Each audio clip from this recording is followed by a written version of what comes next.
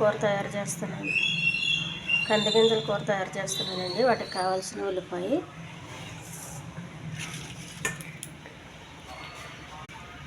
ఉల్లిపాయ అండి, పచ్చిమిర్చి, కరివేపాకు, మినపప్పు, పసుపు పెట్టానండి. కొద్దిగా ఆయిల్ ఎక్కువ వేయకుండా, కొద్దిగా ఆయిల్, కొద్దిగా కరివేపాకు అండి. అది బాగా వేగాలి. కొద్దిగా పచ్చిమినపప్పు అండి, ఇది కూడా వేగాలి.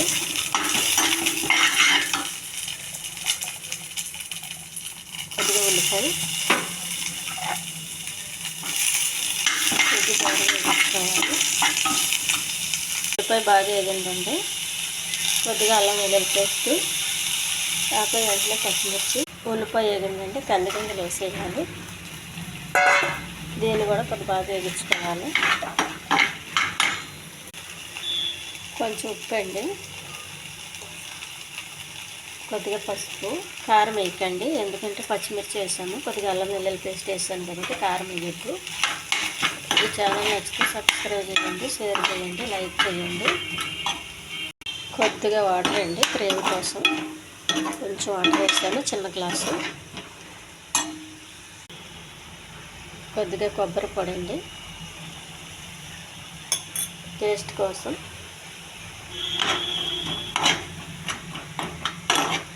ఈ కొబ్బరి పొడితో బాగా పుట్టాలంటే కొంచెం ఉడికితేనే రుచి బాగుంటుంది. దీన్ని అన్నంలోకి బాగుంటుందండి, చపాతీకి బాగుంటుంది, పూరికి కూడా బాగుంటుందండి. ఇది చాలా హెల్దీ కర్రీ అండి. ఇది పొట్టుతో ఉంటుంది కాబట్టి మనకు చాలా హెల్దీ అండి.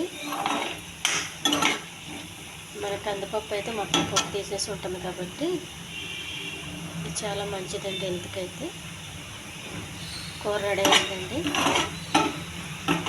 దించేస్తాను ఇంకా కూర.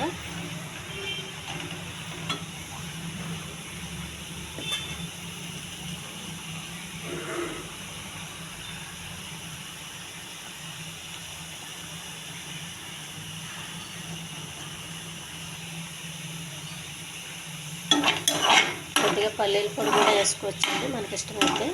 నేనైతే వేయలేదు, కొబ్బరి కూడా వేసాను. ఉప్పు కూడా చాలా తక్కువ వేసుకోవాలండి, ఎందుకంటే గింజలు తొందరగా ఉప్పు పట్టేస్తాయి.